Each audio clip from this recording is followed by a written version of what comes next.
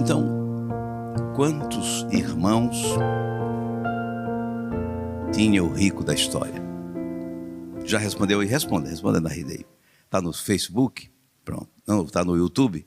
Está no Instagram? Põe aí a quantidade. Depois eu vou dar uma olhadinha. A primeira pergunta que eu me fiz, olhando esse texto, foi assim: por que Jesus contou essa história? E depois, por que a igreja nos conta hoje essa história? A história do rico, que vestes esplêndidas, fazia banquetes maravilhosos todos os dias. E do rico e do pobre, que estava no chão, sentado à porta do rico, com vontade de comer qualquer coisinha que caísse da mesa do rico com fome. Cheio de feridas. São as vestes dele, né? As feridas. E ainda tinha cachorro no dedo. As feridas do pobre Lázaro. Mas, quando morreu, a situação se inverteu. Porque o rico foi para um lugar de sofrimento. E o pobre para um lugar de gozo, de alegria, de consolo. Então tem um diálogo, tudo isso Jesus inventou, não é uma história real, é uma história que Jesus contou por alguma razão. Que Abraão, com esse Lázaro agora ao seu lado, ficou de lá conversando com o rico cá no meio das chamas do inferno. E aí vocês viram o diálogo, né? O rico queria que Lázaro viesse trazer um pouquinho de água no dedo para refrescar a língua dele. Não pode, não tem jeito, porque aqui está muito, não passa ninguém.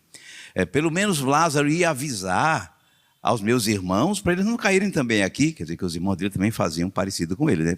Estavam arriscados a cair no mesmo lugar. Mas já tem Moisés e os profetas para escutá-los. Mesmo se viesse um morto ressuscitado, eles não acreditariam. Porque Moisés disse, eles têm Moisés, porque Abraão disse, eles têm Moisés e os profetas. Primeiro, por que Abraão? Vou perguntar ao maestro, por que Abraão? Porque Abraão é o pai do povo. Abraão é o começo da história de Israel. Abraão é o patriarca de onde saiu o povo de Israel, através de seus filhos, Isaac, Jacó e os seus 12 filhos e tal. Abraão é o pai da nação. Que fez por primeiro a aliança, foi a Abraão que Deus prometeu dar-lhe uma numerosa a descendência e a abençoar todas as nações através dele. Abraão é a grande referência. E por que falou de Abraão disse, eles têm Moisés e os profetas. No tempo de Jesus não tinha mais Moisés vivo, claro, né? Nenhum dos profetas, João Batista tinha sido o último. Porque Moisés representa o quê, maestro? A lei. Moisés é o personagem que personifica a lei, os livros da lei, que são os 5 primeiros livros da Bíblia. A lei da aliança, a lei do Sinai, é Moisés. E os profetas, que estão representados por Elias, de maneira especial, na transfiguração. Os profetas. A Bíblia, a palavra de Deus, basicamente era a lei e os profetas. Que não existia um livro tudo juntinho, tinham espalhados os rolos da lei. A lei e os profetas, essa é a escritura. Eles têm Moisés e os profetas, quer dizer, eles têm a palavra de Deus. Eles têm as escrituras que ouvem todos os sábados nas sinagogas e vocês, fariseus, comentam. Não é assim? Temos hoje Moisés e os profetas. Precisamos escutá-los. Aqui eu fiquei um pouco surpreso quando relendo aqui para vocês, naquele tempo Jesus disse aos fariseus, contou essa história do rico aos fariseus. Eu tinha dado uma olhadinha antes, o que vem antes? Jesus tinha contado a história, uma parábola do administrador infiel. O administrador cuidava dos bens do seu patrão e foi denunciado como sendo desonesto. O patrão chamou, preste contas de sua administração. E aí vai para tal. E Jesus terminou dizendo, quem é fiel no pouco é também fiel no muito. Quem é infiel, injusto no muito, no pouco, é infiel em tudo. Aí comenta-se no capítulo 16, essa história, versículo 14, diz assim: os fariseus, pega bem, os fariseus, está lá, que eram amigos do dinheiro, ouviram tudo isso e caçoavam de Jesus. Caçoava é uma palavra antiga, né? Meu avô, meu pai, caçoavam, zombavam, né?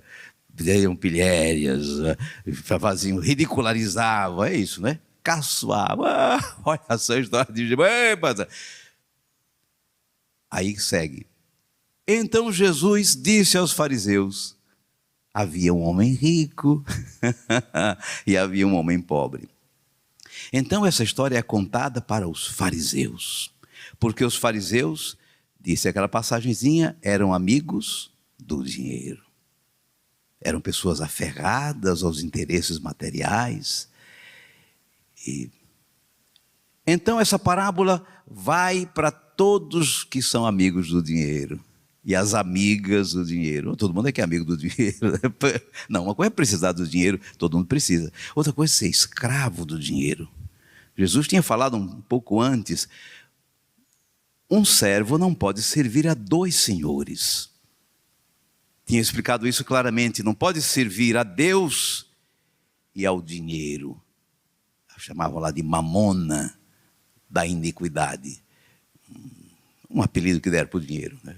O dinheiro é uma coisa interessante, porque ele representa o fruto do trabalho, mas se ele é um dinheiro injusto, assaltado, digamos, tirado dos outros de alguma forma pela exploração, ele é um dinheiro injusto, ele é um dinheiro maldito. Não é? Então Jesus tinha falado isso, não dá para servir a Deus e ao dinheiro da mesma forma. Ou você serve a um e despreza o outro, ou faz o contrário. Não pode servir a dois senhores, a dois deuses. Deus que diz: você tem muitos irmãos, eu tenho uma grande família, vocês são irmãos, vocês precisam se ajudar, vocês precisam se querer bem, vocês precisam se apoiar. Não pode um explorar o outro, não pode um enriquecer injustamente e o outro ficar na miséria. Tem alguma coisa errada. Não se pode servir a dois senhores, a dois deuses, fazer do dinheiro um deus. E pode acontecer isso? Claro que pode. E muita gente que você conhece está tão apegada aos bens, à casa, ao carro, à conta bancária, ao dinheiro que ele tem, ao seu status que ele conseguiu, que não reconhece mais os seus irmãos. Estou falando alguma besteira? Não se lembra mais dos seus primos pobres. Se chegar na porta, não sei quem é não. Seu primo, é o filho de sua mãe, seu irmão. Não conhece mais. Não liga para os seus irmãos. Esse é o fato. E se não liga para os de sangue, liga só para os que têm dinheiro como ele.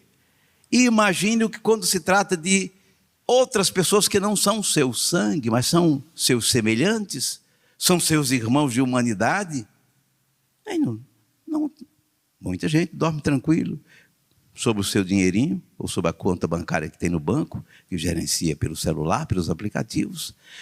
Não lhe dá nenhum sofrimento que haja 33 milhões de pessoas no Brasil morrendo de fome, passando necessidade. Não se preocupa, vai dormir tranquilo. Para esse povo contada essa história. E fiz uma pergunta muito simples: quantos irmãos tinha o rico? Vou precisar entrevistar o maestro. Maestro, vem cá. Vem cá. Não, ele é muito sabido, né? Vem cá. Quantos irmãos tinha... Aqui, mostra, maestro. Tinha esse rico. 5 irmãos, pai. 5 irmãos. Ele disse que tinha 5 irmãos. Quer dizer que o pai dele tinha quantos filhos? 6 filhos. Ele é muito sabido, maestro, né? 6, que eles que tinham 5 irmãos. Agora, tinha 6 filhos, claro. 6 não é um número bom na Bíblia. 6 não é um número bom. 6 é uma coisa faltando. Deus criou, maestro, o mundo em quantos dias? 6 dias. Peraí, vamos consertar. 7 dias.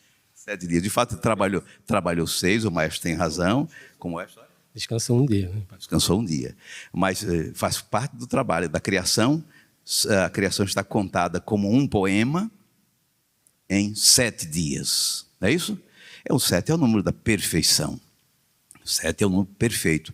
Ocorre muito na Bíblia, muitas vezes, você fica tranquilo. 7 é o número da obra perfeita. Então, esse pai teve 6 filhos, segundo a mentalidade da Bíblia. Não está uma obra perfeita, não é? Está faltando alguma coisa. Está faltando alguma coisa. Está faltando, pelo menos, se tivesse mais um filho. Eu fico na minha maldade pensando, por que Jesus contou nessa história? Que ele disse, eu tenho 5 filhos, ele podia dizer, eu tenho 3 filhos, 3 irmãos, né? Tenho 5 irmãos, não podia dizer, o rico podia dizer isso? Sim ou não?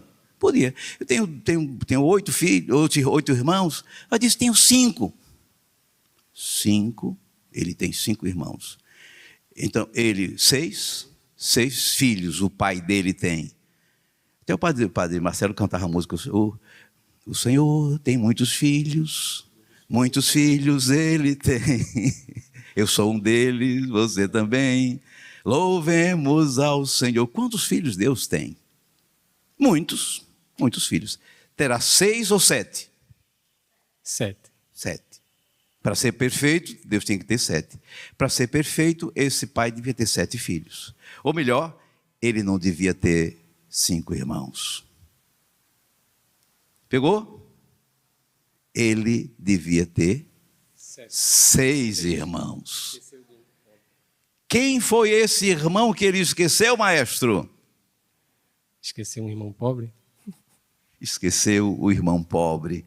E como se chama esse irmão pobre? É o que estava à porta de sua casa. É o Lázaro. Alguém pode dizer, mas era irmão de sangue? Eu não sei. Não precisa ser de sangue, porque o pobre é o seu irmão. O pai tem 7 filhos, todos. Você tem 6 irmãos, não pode esquecer nenhum.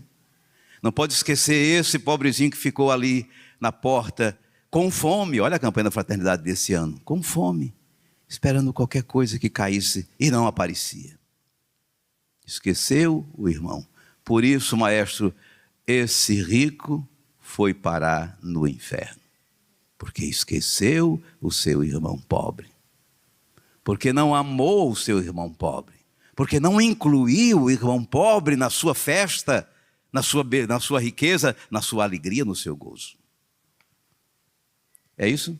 Obrigado, maestro. O maestro hoje foi formidável. Vamos guardar no coração esse que é o 16º passo do nosso traçado do caminho quaresmal que estamos fazendo com os ouvintes, os associados da AMA, o povo da meditação. O 16º passo é acolher o irmão pobre.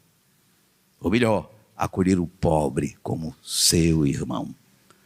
Não se trata apenas de fazer uma feira básica ou dar uma ajuda financeira. Isso também. Isso se faz com o irmão. Se trata de ter primeiro o pobre no seu coração. O pobre no seu coração. Amar o pobre. Que é faminto, como disse Jesus lá naquela Mateus 25. Que está com fome, com sede. Que está preso. Que está doente. Que está peregrinando fora de sua nação, é migrante. O pobre, o pequeno. Porque nele você está amando Jesus. Jesus é o menor dos seus irmãos que se apresenta na sua pobreza, na sua indigência, na sua necessidade. Louvado seja nosso Senhor Jesus Cristo. Sempre seja louvado.